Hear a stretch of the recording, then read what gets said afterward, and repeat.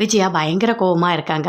என்ன உங்கள் அப்பா வராரா இல்லையா இன்னைக்கு அப்படின்னு சொல்லிட்டு ரோகிணி கிட்ட கேட்குறாங்க. அதை கேட்டவுடனே ரோகிணி சொல்கிறாங்க, இல்லை அப்பாவுக்கு நான் நிறைய வாட்டி ஃபோன் ட்ரை பண்ணேன், ஆனால் அப்பா எடுக்கவே இல்லை.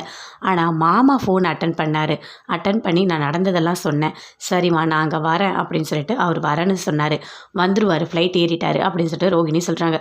என்ன கண்டிப்பாக உங்கள் மாமா வந்துருவாரா இல்லை இதுவும் பொய் தான் சொல்கிறியா அப்படின்னு சொல்லிட்டு விஜயா கேட்குறாங்க. இல்லை இல்லை ஆண்டி நான் பொய்லாம் சொல்ல, உண்மையாக தான் வராரு அப்படின்னு சொல்கிறாங்க. அதே மாதிரி அவரும் வராரு. வாங்க வாங்க அப்படின்னு சொல்லிட்டு விஜயா கூப்பிட்டு உட்கார வைக்கிறாங்க. அப்போ முத்து மீனா எல்லாருமே வெளியே வந்து பார்க்குறாங்க. எப்படி இருக்கீங்க, நல்லா இருக்கா மலேசியா அப்படின்னு சொல்லிட்டு முத்து கேட்குறாரு. ஆ எல்லாம் நல்லா தான்ப்பா இருக்குது, எல்லாமே ரொம்ப நல்லா தான் இருக்குது அப்படின்னு சொல்கிறாரு. அதை பார்த்தோன்னே அப்படியே முத்து ஒரு மாதிரி யோசிக்கிறாரு. என்ன இவர் ஒரு மாதிரி தடுமாற்றமாகவே பதில் சொல்கிறாரு.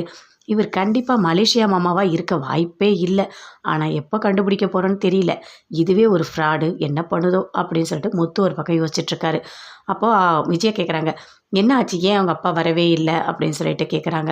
இல்லை நடந்த எல்லாத்தையுமே நான் நேரில் வந்து சொல்லிட்டு போகலான்னு தான் வந்தேன் அப்படின்னு சொல்கிறாரு.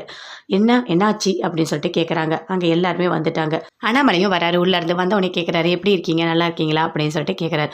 நல்லா தான் இருக்கேன் அப்படின்னு சொல்லிட்டு இருக்காரு. சரி சொல்லுங்கள் என்னாச்சு, ஏன் அவங்க அப்பா வரல அப்படின்னு சொல்லிட்டு விஜயா கேட்குறாங்க.